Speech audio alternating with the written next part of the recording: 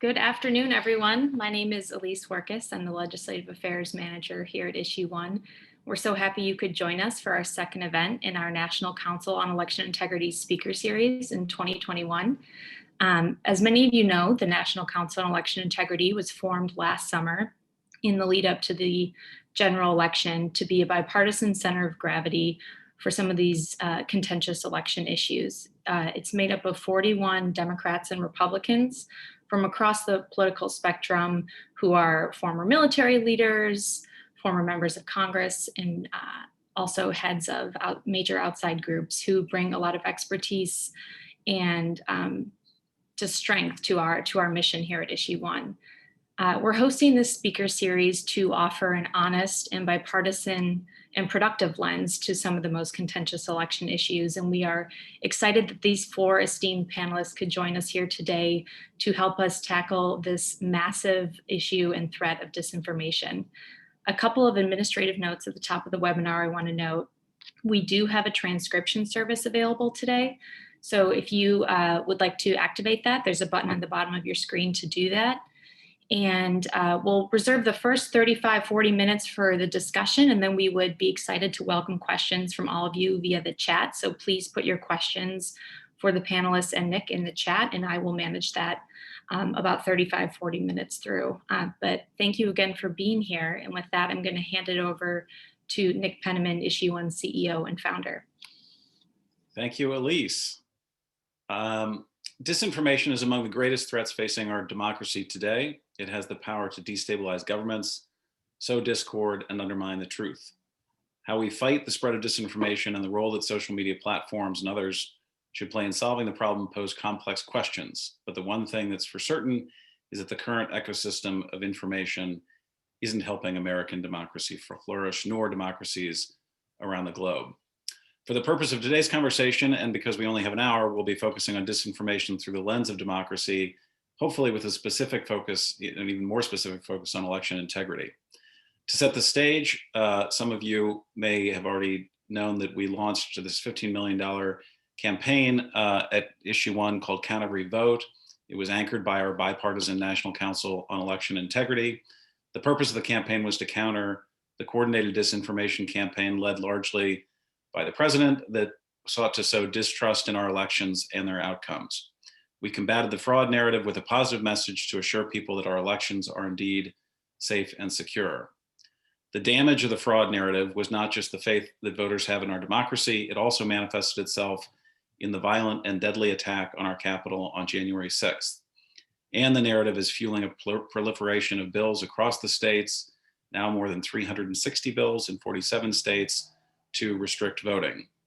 Not all the provisions in all of these bills are bad, of course, but many are, and they are trying to solve problems that no one has yet to prove exist, meaning that there was widespread fraud in the election. We also know that disinformation contributes to polarization.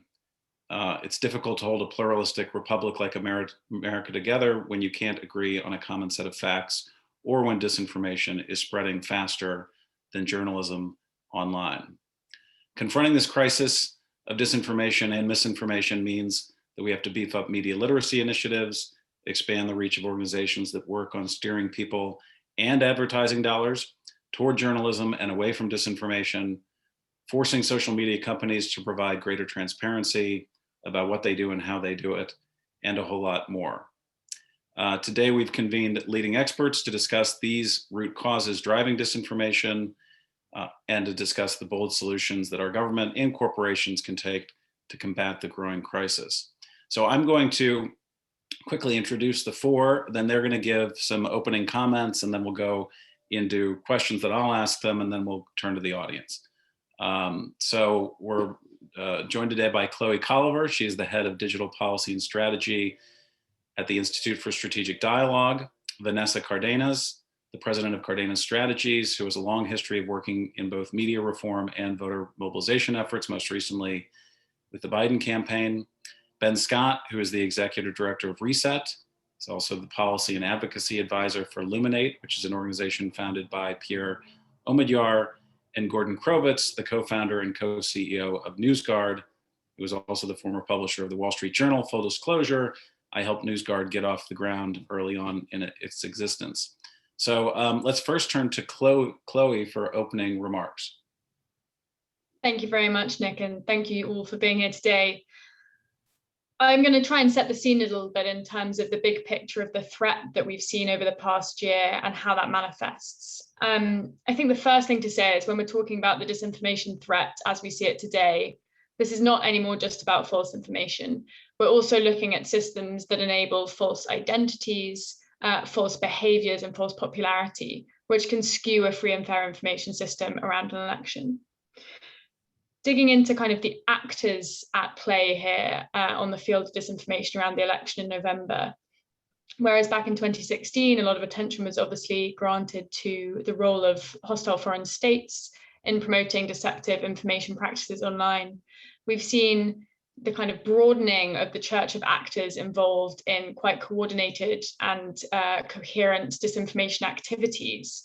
That really came to a head, as you mentioned, Nick, on January the 6th, where we saw this collaborative group of extremist conspiracy theorists and political campaigns groups all rallying around a major disinformation narrative. But if we look from states towards extremist and hate groups, through political campaigns, even dark PR companies, the bar for entry to this kind of activity online now is extremely low. And the tactics and toolkits of disinformation are out there for all to pick up and utilize at their ease. I think thinking about the actors that we see here, it's worth thinking about the kind of matrix of both motivation and resource that we need to be aware of and how we're considering how threatening some of these different actors at play might be. Those that should concern us most are those that have both high motivation to promote disinformation or disinformation activities, but also the most resource to do that. So here we might be thinking about hostile foreign states, but also well-resourced political groups or extremists with highly motivated agendas to threaten public safety or security. In terms of the issues and the targets that we've seen over the past year in disinformation, obviously, we all sadly have been witness to the political disinformation angle of this around the Stop the Steal narrative and its broader precursor from early 2020 of undermining faith in the vote by mail system itself. But this is hybridized with a much broader conspiracy and disinformation ecosystem that was also tackled issues of public health and COVID-19 disinformation, commerce and business, climate change and the environment, but also that targets individuals and communities with defamation and disinformation as well. So not only we're seeing a broadening of the actors at play, but the issues and the targets of that activity as well. Finally, it's not just the kind of democracy and elections narratives we've seen targeted by disinformation around the election, but also the harassment and defamation of individuals involved in the elections process. We saw concerted attacks levied against those who were poll workers, those who are working in the systems of vote counting. This is an equally damaging and detrimental trend in terms of protecting democratic processes, and something that we are not yet well set up to protect against, either in terms of the security protection of individuals or the systemic narratives that try to attack companies or processes themselves. Finally, I'll just move on to kind of scale and structures. So, how big is this problem? What does it look like? I think it's hard to put across quite how grave the situation is and how systemic a problem this is in the era that we sit in now. Just a few ideas to give a sense of this. Looking at COVID disinformation last year, for example, we did some research that looked at the scale of interaction with disinformation sites that were sharing false information about COVID versus official outlets like the CDC and the WHO. And we saw a massive gap of between 80 million interactions for disinformation sites compared with about 6 million for the CDC and the WHO on sites like Facebook. So a huge gulf in terms of the engagement that disinformation networks are managing to get, that they are coordinating, and that are being amplified by social media companies' algorithmic systems. In terms of the election focus itself, research from groups like Avaz showed that known disinformation about the election was receiving over 140 million views on sites like Facebook running up to October last year. So we are talking about scales of engagement here that are kind of mind-bending in their enormity and the potential impact they could have on election outcomes, but more broadly on public safety and security as well. And I'll just finish thinking a little bit, I suppose, about implications. We're an organization that works very internationally in our research and our policy work. I look ahead this year to the German federal elections in September, to the French elections in 2022, a number of other global elections. The playbook from the disinformation activities that occurred in the US last year has already been picked up and shared with international compatriots in extremist movements, in populist political parties and beyond. We will no doubt see a mirroring of the attempt to undermine faith in democratic processes in other democracies that is built off the supposed success of the scale that was engendered in the US in this past year. That's even more concerning in regimes where there isn't a democratic process in place to begin with. So we have this whole selection of contextual vulnerabilities to think about. And to add to that, an alt tech ecosystem that is now emerging to fuel disinformation and disinformation actors beyond the purview of many researchers and the media. So it's not to set too grim a stage on it, I suppose, but it's a worrying picture as we haven't yet got ahead and a grip on the systems and the processes that are enabling the proliferation of this scale of disinformation, targeting not just democratic processes themselves, but all of the policy issues and agendas that surround them as well. So I will leave it there for now. Great, thank you, Chloe. Vanessa? Yes, hi. So thank you so much for inviting me to this conversation. I'm not going to repeat the stuff that Chloe laid out, but I think that in the last year, we have seen how real this problem is and sadly, how it's not going to go away, right? And the fact is that I think every person that cares about democracy and cares about our government and cares about social cohesion needs to start thinking about how to address disinformation. I think from my perspective, what has been more troubling from what we saw in the last year, in the last couple of years, but mainly last year, where how Trump and others were sort of inflaming racial tensions in our communities, and how that contributed to a sense of distrust, as well as sort of the attacks on our government, that you cannot trust our government. And I think those are two very dangerous attacks. And I think for us to really address some of this, we really need to be thinking through about what we need to do to sort of empower organizations, groups on the ground, but just also thinking as Americans, right? What's the meaning of sort of our government and our democracy and our values?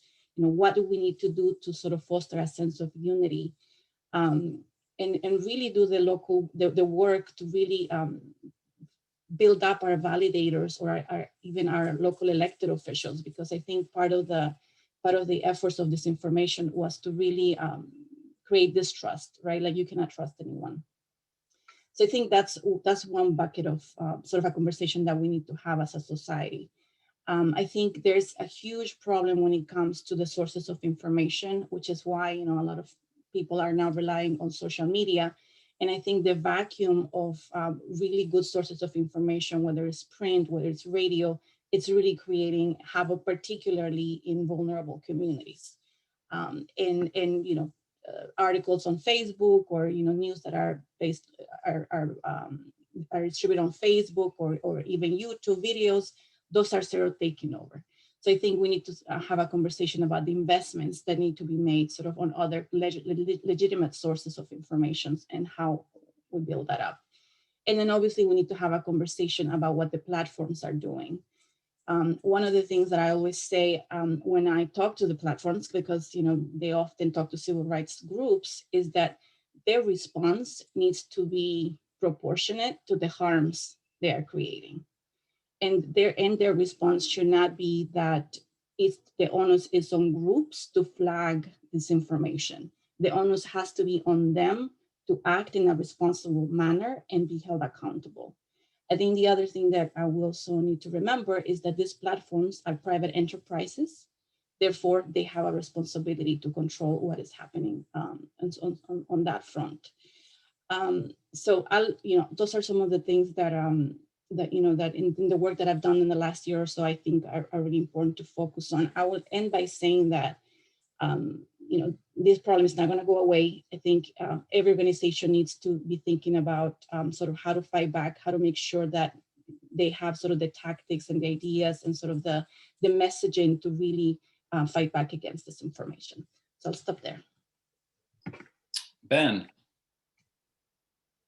Thanks so much. Appreciate the opportunity to be here. I want to say a few words about what we can do about this problem.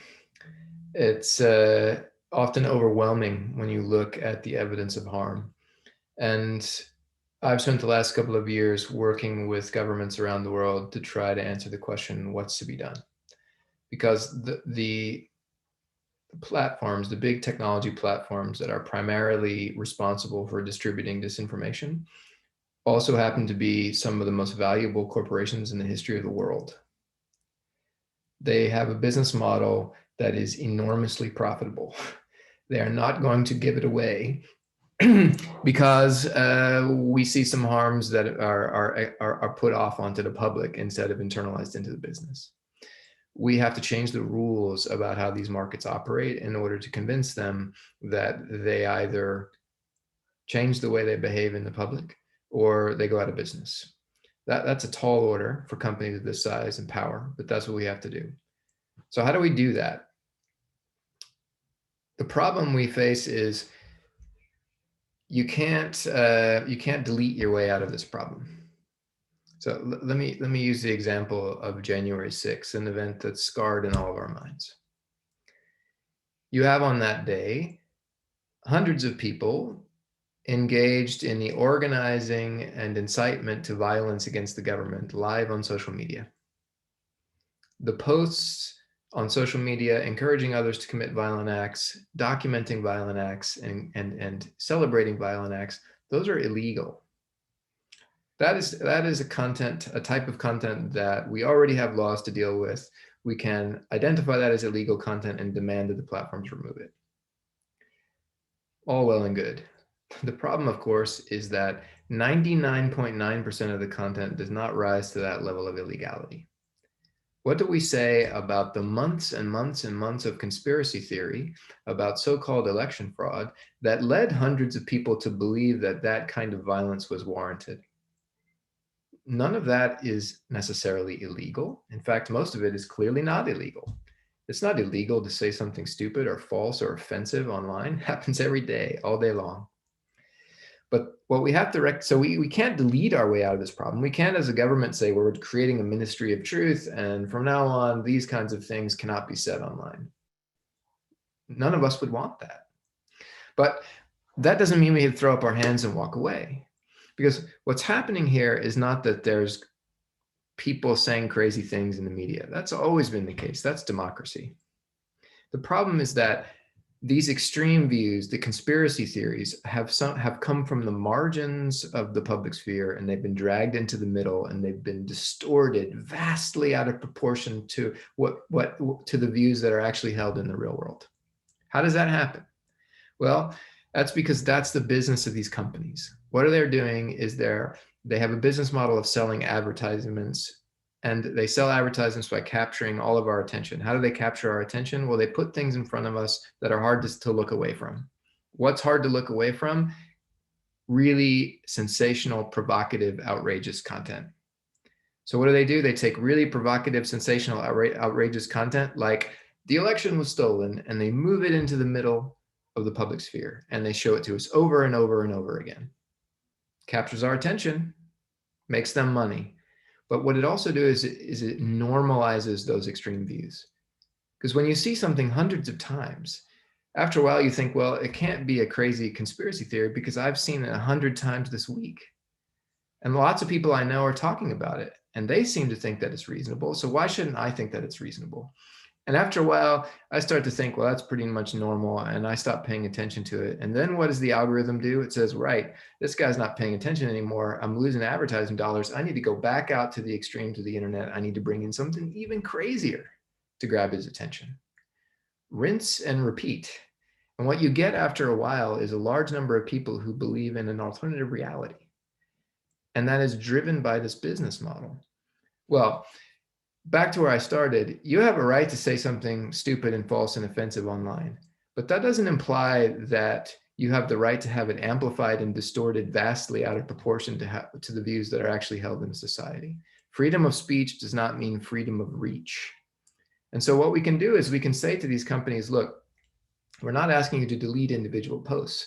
We're asking you to stop amplifying them artificially in order to pad your bottom line at the expense of the public. And we can do that by, number one, reminding you that you companies have rules against this kind of amplified conspiracy. It's not illegal under the law, but it's not allowed on your product. So you are offering a product to the public and you're saying it does a certain number of things, including it steers clear of conspiracy theory about elections because that's harmful to the public, but you're not enforcing your own rules. Why is that? You're going to be held accountable for that. Second, we can open up the black box of how these amplifications, this amplification works. How does this artificial distortion happen? We need independent researchers looking at that question. Right now, all we can do is look at shadows on the wall because Facebook and YouTube, they don't let you in to look at how their business works. They could answer lots of these questions for us tomorrow if they wanted, but they won't. And they won't let anyone else look at those systems either. That has to change. We need to study these problems. They're very serious, and we need to identify ways to begin to reduce those harms, not through censorship or the deletion of content that we object to, but by identifying this problem of artificial amplification and distortion as the root of the problem that is purely about making money for a small number of companies at the expense of the public interest. That is the fundamental challenge for policymakers. It is not an easy challenge, but it is one that we can address, and we have to if we're going to get to the bottom of this. Thanks, Ben. Gordon? Demute. Thank you very much. And thank you for including me, and thank you for the reminder about the mute. And Nick, in your case, thank you for the idea of Newsguard. I think one way of trying to explain this issue, and I'm echoing much of what we've heard from a slightly different angle, is, as I did, to ask, what was it that drove so many people on January 6th to storm the Capitol? Some of them were, you might call, professional provocateurs or something worse. Many of them were not. And for those of us who followed the media coverage of them, the biographies of them, they all had something in common, which was they didn't grow up to be believers in conspiracies or even extremists. Many of them were quite moderate. Then they discovered sites like InfoWars, and they started using Facebook, and they went to Facebook groups that raised doubts about elections, or maybe they raised doubts about the cause of COVID, or maybe they raised doubts about vaccines. And people who joined groups in one of those areas were then recommended by the social media companies for the reasons Ben described, to go down some other rabbit holes as well. If the business model of the largest digital platforms in the world is to turn over the way they operate their platforms to algorithms that are optimized for engagement, it's exactly as Ben says. The craziest, most extreme stories will get attention, and people over time will believe there must be some truth to it, or perhaps even a lot of truth to it. At Newsguard, we see this from a particular lens, which is that we have rated all of the news and information sources that account for 95% of engagement in the countries in which we operate, which is the US, UK, Germany, France, and Italy. Every news source gets a rating from 0 to 100 based on 9 basic apolitical criteria of journalistic practice. Every site gets a red or green rating, red meaning proceed with caution. We were quite surprised when we looked at our data after doing this work to see that in the US market, 40% of those most popular sources of news got red ratings from us. And you have to be pretty bad to get a red. Many of these were healthcare hoax sites. In the case of the Stop the Steal, we identified over 160 sites that had published election falsehoods. We've identified over 400 websites around the world publishing COVID-19 hoaxes of one kind or another. So none of this is a secret to the digital platforms. I think one of the opportunities here to end these introductory comments on an optimistic note is to understand that the digital platforms were born to be irresponsible. And what I mean by that is, in the US, with good intentions, in the mid-1990s, when the internet became commercialized, Congress took the decision not to hold the digital platforms accountable for content on the platforms, whether libelous or creating harm in some other way. In other words, there's an industry that's grown up that's not under the duty of care of the common law of a chemical industry or an oil company. The pollution that they've created is something that they were born told they were not going to be held accountable for. So in that way, it's not surprising that it's been so difficult for them to behave responsibly. The good news, as several of the panelists have indicated and are working on, a government solution is simply to end a particular immunity for an industry. For those of you like me who are skeptical of regulation, think of this as not an end to regulation, but applying centuries-old common law to an industry that for the last 25 years has been exempt from basic common law duties. There are lots of solutions being discussed. We can get into them. Arms approach would essentially reform Section 230 in the US, which gave immunity to the platforms, by creating a duty of care, by putting them under the common law. Political scientist Francis Fukuyama has identified a quite practical solution, which is require the platforms to be opened up for what he calls there are dozens of companies.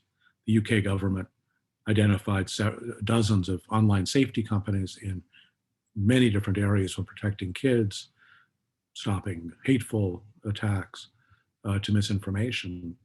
So there are solutions in the market, but it will take either threats by government or actual regulation or legislation to restore what, after all, is simply the basic common law to these digital platforms. Thank you, Gordon. Chloe, I want to go back to you. As Ben said, you can't outlaw people saying outrageous things online or linking to outrageous websites online. And yet, we've got to figure out ways of recentering the conversation in democracies, or in even emerging democracies, on facts and on journalism, especially when it comes to our democracy. Have you seen good examples of this occurring anywhere? How do you actually drive online engagement back towards journalism, facts, shared facts, and common narratives? Because, as you said, the playbook that was unleashed here in the States last year is now going to be replicated around the country, and part of that replication is enabled by the fact that journalism is no longer at the center of the national conversation.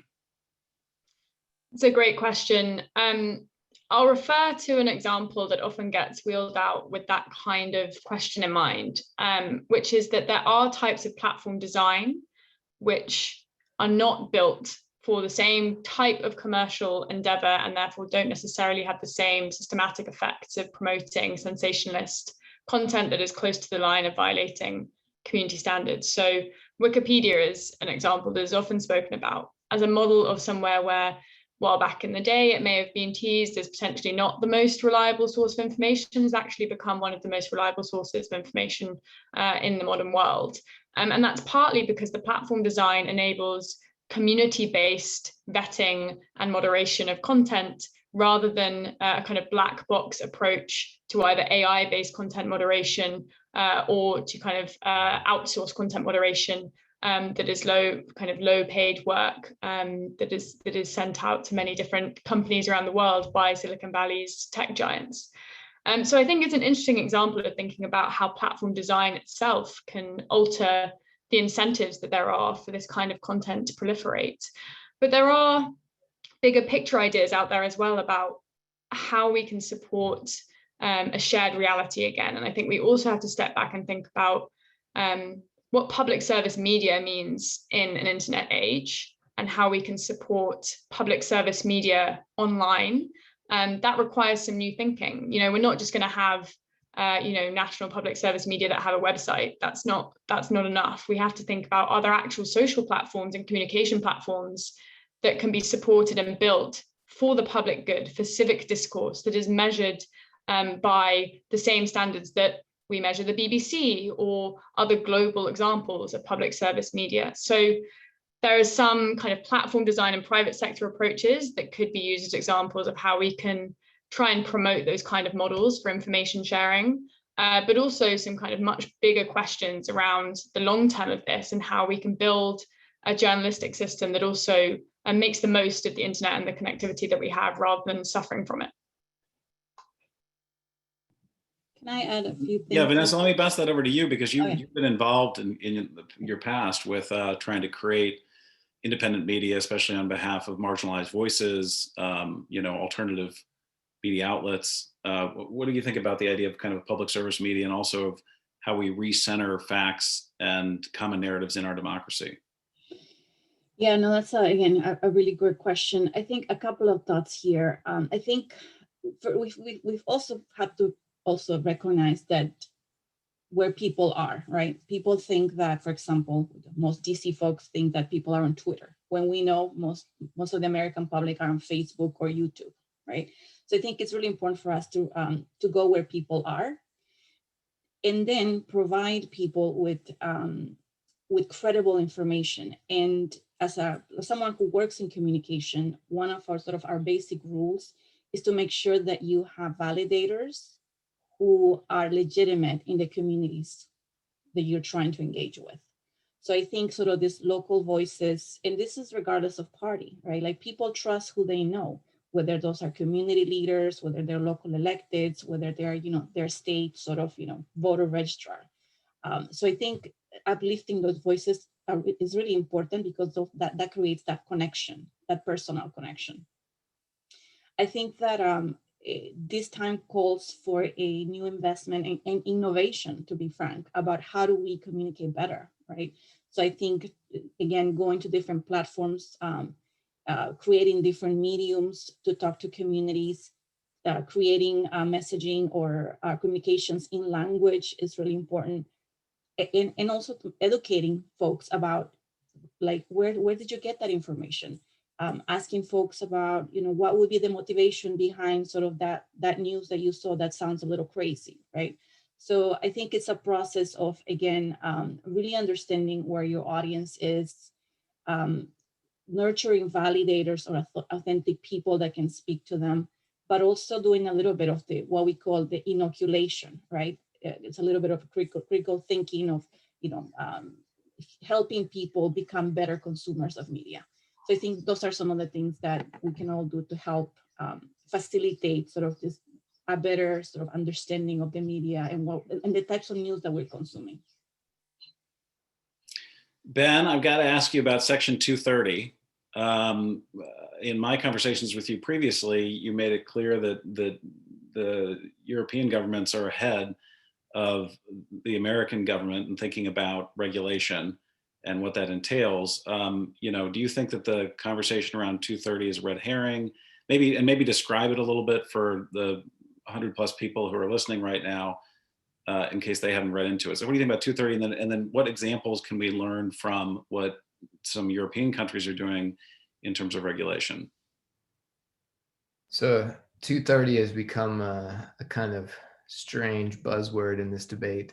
It refers to Section 230 of the Communications Decency Act, which years ago ruled that companies that offered services to the public over social media platforms were exempt from liability from users who posted illegal content on the platform. So if I went on Facebook and I encouraged someone to commit an act of violence, it's on me, not on Facebook. And Facebook, because of that protection from liability, has freedom to go and moderate content and not, and by acting to take my content down, they do not become liable for my content because they took action against it. This idea of intermediary liability protection, freedom from liability for the actions of users on your platform, is something that's in the law in most countries.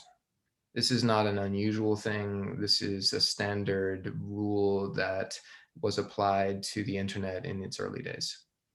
And in broad strokes, it's a reasonable idea.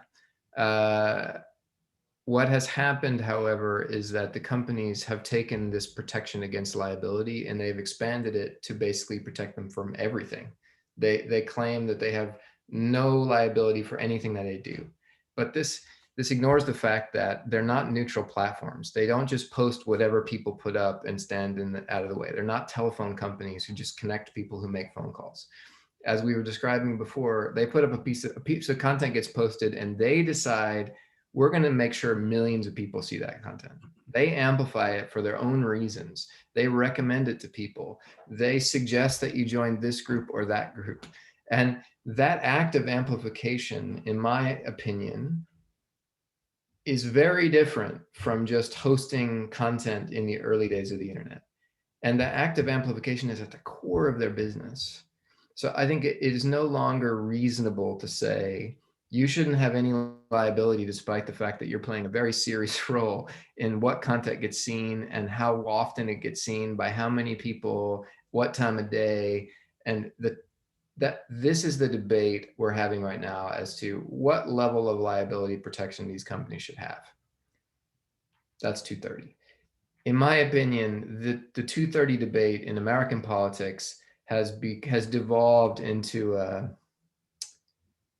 food fight over whose side gets biased more by the social media platforms. And that's a completely unproductive debate because liability implies illegality. Bias, based on my political view, doesn't imply illegality. I can say what I want on social media as long as it's not illegal. They're not going to be liable for it no matter what, even if they amplify it. So the debate over liability is really only relevant for that narrow slice of content, which is illegal. All the rest of it, the artificial amplification problem of harmful but not illegal content, that doesn't really get implicated in the debate over liability. We need a separate conversation to talk about how to deal with the problem of distortion, the problem of manipulation, of deception, of an information market built on surveillance of every internet user to determine what pushes their buttons and to feed them that kind of content. None of those issues are going to be addressed just through this narrow lens of Section 230 of the Communications Decency Act. So in my view, yes, it's important to have a debate about illegal content and who's liable for it.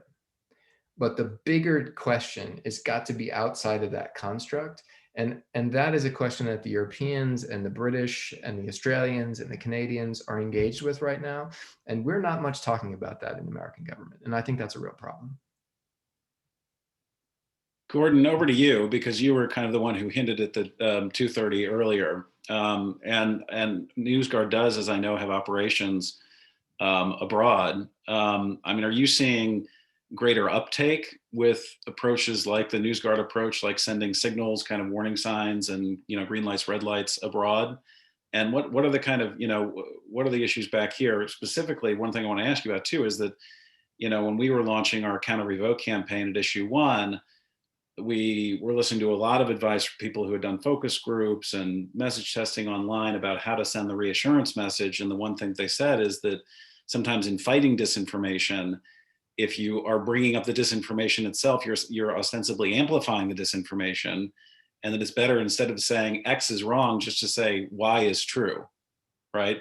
But I know too that that you guys at Newsguard have experimented with what it means to send red and green signals to people, and whether or not that encourages them or discourages them.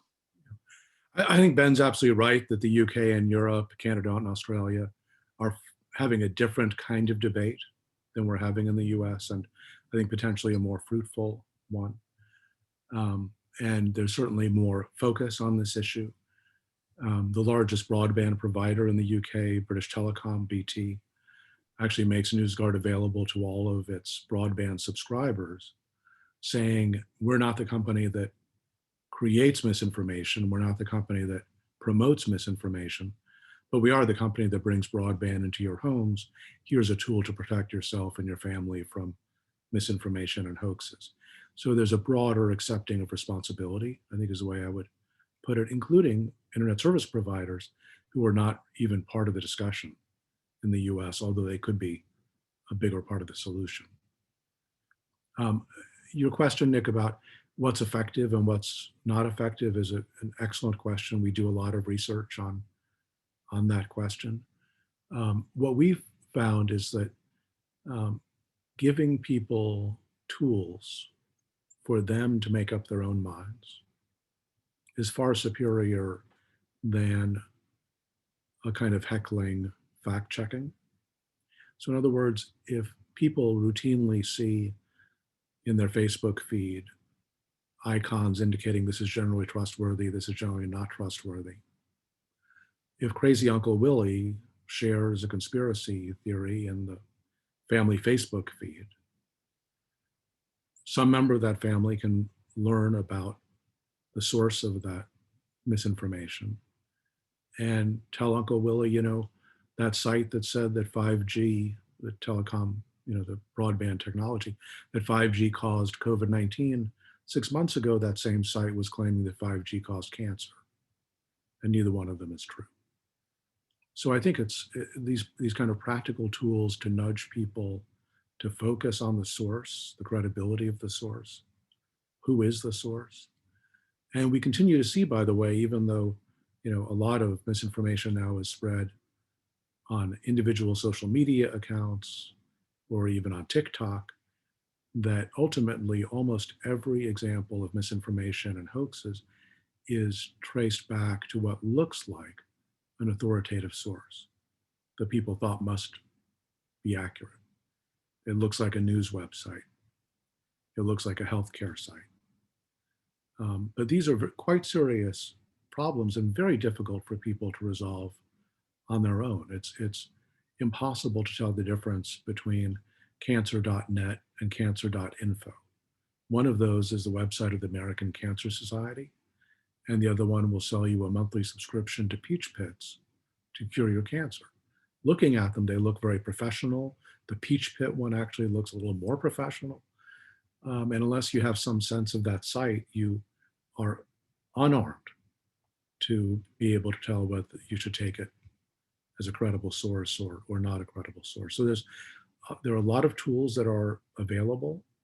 The great challenge is how to break through the walled garden of these digital platforms so that middleware solutions, as Francis Fukuyama puts it, can be offered to consumers so that they have choice and they can choose to arm themselves with information from sources, by the way, other than the digital platforms, who, among other things, are certainly not trusted to rate the credibility of news sources.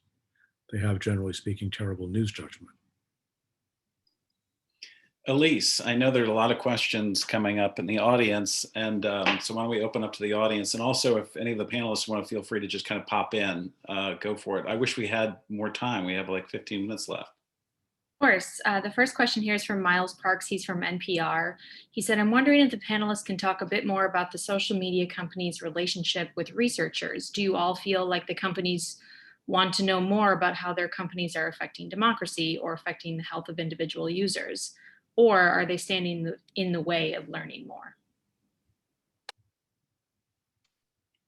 I'm happy to take that one from a perspective of having worked on this for quite some time. The picture of this has changed quite dramatically over time, and sadly, the picture of the relationship between researchers and tech companies, the major, largest tech companies, has deteriorated quite rapidly over the past 18 months to 24 months, I would say. There is definitely a spectrum between the different major technology companies. Some of them remain more open to working with researchers and therefore also sharing data. Look at a company like Twitter, which, for all its many problems, still does provide a much greater amount of data access to independent researchers than almost any other major social media company, which does enable at least some form of independent review and oversight. And it therefore gets a lot more PR flack often than the other companies, despite its much smaller size, because people are able to look under the bonnet. There is a real difficulty, I think, in having even a critical but productive relationship between researchers and companies at this stage, which is detrimental to us solving this problem. There is a PR firefighting attitude for the most part from companies in dealing with these issues, and therefore there is very little incentive for them to offer up data that might end up in resultant kind of exposures of bad practices on their platforms. So really we're seeing a very defensive posture from most of the major tech companies towards researchers and investigative journalists at this stage, often a threatening one to some extent in some circumstances. It's difficult to tread a line of trying to engage the companies directly and productively and constructively on some of these issues. Which is a shame because, productive policy change can be won through debate and conversation and the exposure of the harms if there's an open door there. So I would say it's deteriorated quite rapidly over time, and it's a difficult one to see mending anytime soon. Go for it, Elise. Anyone else want to weigh in on that? Otherwise, I'm happy to jump to the next question. I will say one thing about that, which is I find this one of the most frustrating parts of this debate over what to do about the problem of digital media platforms and democracy. They could answer questions that we desperately need answered anytime they want, and they just won't do it. So, for example, it would be great to know how many people have seen fraudulent information related to COVID-19 or vaccines. Who saw it? How many times did they see it? How big is a problem is it? With which communities? Was it in English? Was it in Spanish? Was it in another language? Was it targeted at a particular city, a particular state? Is it correlated with anti-vax activity in a particular place? They could answer all these questions for us. Or they could make that data available to researchers to do it, and they just won't. Yeah. Hey, Ben, on that exact question, we worked with the World Health Organization and a slew of ad tech companies to figure out how many people around the world had been exposed to COVID-19 misinformation so that the WHO could deliver medical messaging to those people. The number was 2 billion. So that's why the platforms don't want to share the information. That's right. So they know that the answer to those questions are damaging to their business, and they've chosen for public relations reasons not to participate in helping the public interest because it might undermine their credibility and their brand identity. And that is outrageous and should not be acceptable for a public dealing with a pandemic. Are there examples in other industries of corporations being compelled to provide certain information about their customers for the sake of something like public health? I mean, would the social media companies say, well, this is unfair, no one else has to provide this kind of information about their customers or their customer interactions, so why should we? There are enormous regulatory apparatus around the pharmaceutical companies. Yep. To take the exact example. Yep. And gee, you can hardly imagine a more regulated industry because it has direct impact on people's health, as do the digital platforms. Yeah. Imagine if, Johnson & Johnson and AstraZeneca knew exactly which people were having reactions to the vaccine and had which symptoms in what places. And they just said, you know what, we're just not going to tell you. Right. No one needs to know. Right. I just pile on here, just with another perspective.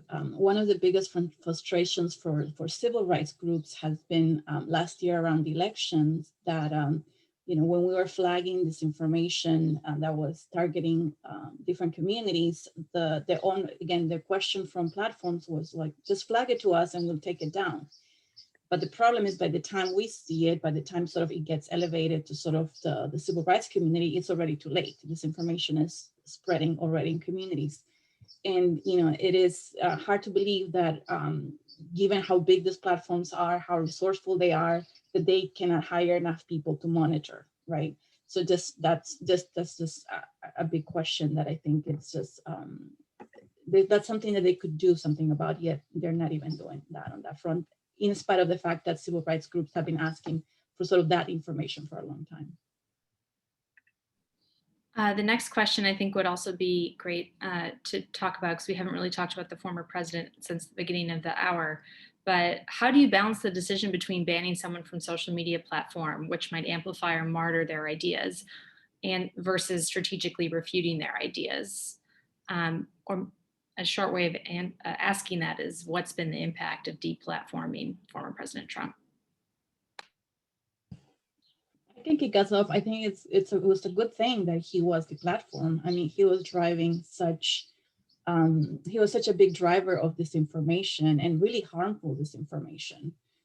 So I think in terms of the impact, I mean, I will tell you that even as someone who regularly debates, about political issues on TV, ever since he's been gone from the platforms, the conversation has been more sane, focused on policy, focused on solutions versus what the latest tweets have been.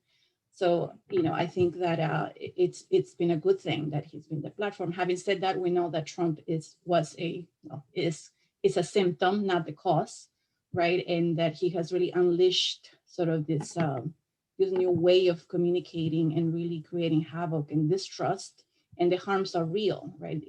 Not just when it comes to the vaccine disinformation, but also when it comes to the legitimacy of our election, which really, again, goes back to the questions about whether people are trusting our democracy.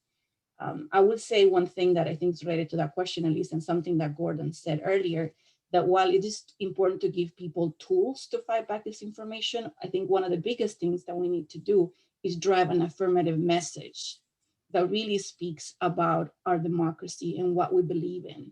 So our response should not be in trying to debunk disinformation, but talk about our vision and our values in an affirmative way. So it's not just about trying to address the problem and respond to the problem. It's more about, what is it that we believe in? And that those notions of democracy, of values, of unity, of what we have in common, it's really important for us to be asserting that message day in and day out. If I could maybe just add really quickly on that, there's actually some interesting research on deplatforming and the impacts of deplatforming. We've done a lot of research on extremism at ISD, and obviously this back in the day was quite a big issue with ISIS-related content, for example. What is the impact of removing terrorist-related groups from major platforms? Does it mean that they radicalize more quickly in smaller spaces? Kind of what are the effects of that?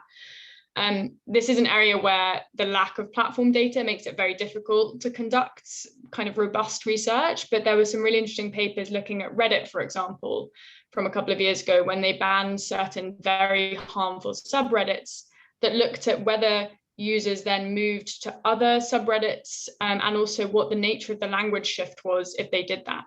And actually they found that there wasn't just a kind of mirroring or escalating of that toxic language in other places, that most people didn't actually find a new home together, and actually the language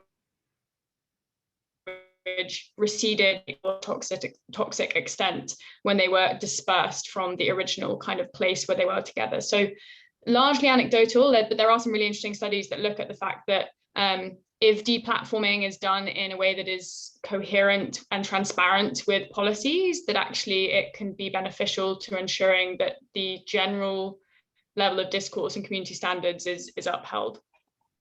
I think by the same token, though, Chloe, if the digital platforms are deplatforming based on secret, inconsistent, and potentially one-sided decisions, then it inflames conspiracy. Maybe not among 80% of the people, but even if it's among 10% of the people, it's very hard to say that that was necessarily the right thing to do. I think the jury is still out. There's another question here about from a funding perspective. With relatively limited funds, given the space, what are the most catalytic entry points for philanthropy, and what do you all need to do your work? I'm going to make a quick argument against interest, which is to say what really needs funding is old-fashioned journalism. And in many areas, particularly local news, not just in the US, but now around the world, local news serving particular communities of interest, whether it's the Black community, Hispanic, Asian, LGBTQ plus communities. These are the places where news is increasingly difficult to fund or to get. And by the way, these are also the sites that are effectively being boycotted by advertisers who are terrified of their ads ending up on terrible misinformation sites. They tend to tell their ad agency, just keep me off news sites altogether. We have a product to try to get advertisers to focus on quality sites, but it's an enormous problem. And if I could just say one last thing about it, what we've seen instead, in too many cases, is philanthropy funding what look like local news sites, but are actually funded by PACs or other politically oriented groups, and that purport to be regular old local news sites, but actually are pushing an agenda of one side or the other. There's a website, my favorite one in Arizona, called the Copper Courier, which sounds like it must have been founded in the 1860s during the copper gold rush, the copper rush, of that time period. It was actually started, I think, last year by a secret PAC whose fundraising materials said it would be a lot better to promote our point of view, in this case, left wing, if we pretended to be news and instead just published things that supported our side. So misleading people, further reducing trust in media, that's the kind of philanthropy that I hope people don't do. Does anyone else want to weigh in on the role of philanthropy in this problem? I'm happy to weigh in for a minute here. I think it's important for a couple of things. I think it's important to remember that disinformation is not like a tools problem; it's a communications problem. So I think investments in sort of communications infrastructure, including obviously digital, is really important. This is the future. We're already seeing this, and it's only going to grow. So I think really investing in creating the mechanisms within organizations so they can communicate effectively is really important. I think that having more researchers and investigators that are diverse is a huge problem. We have wonderful researchers and investigators, but we need those people that come from those communities so they can actually make sure that their investigations and research is culturally competent. So that's another big piece. I think that, as Gordon said, the media landscape is very poor, and it's when it comes to especially vulnerable communities. So investing in that is a really, I think, huge gap. And I think the biggest pieces to me is that there's no silver bullet to this. Everybody has a role to play on this information. So we have to empower sort of all of the groups and organizations that are, that care about our democracy. And because the solutions have to be tailored, right? The local voices, the state level work is actually really important to this. Well, it is 2 o'clock, and I kind of want to bend away on that because he kind of works in philanthropy. But I think we've got to have another one of these conversations. Is the big answer here, because this has been fantastic. But I know we've only scratched the surface of many topics. This is going to be ongoing. This is not something like a rash that's going to magically go away. So we will look forward to having you guys back probably in a couple months and continuing this with the audience. So thank you all for attending. Thanks to our panelists for your insight and all the work you do on this problem. Thank you, Elise, for co-hosting with me, and to the Issue One staff for mounting this and other efforts like it. So see you all later. Thank you. Thank you all. Thank you very much.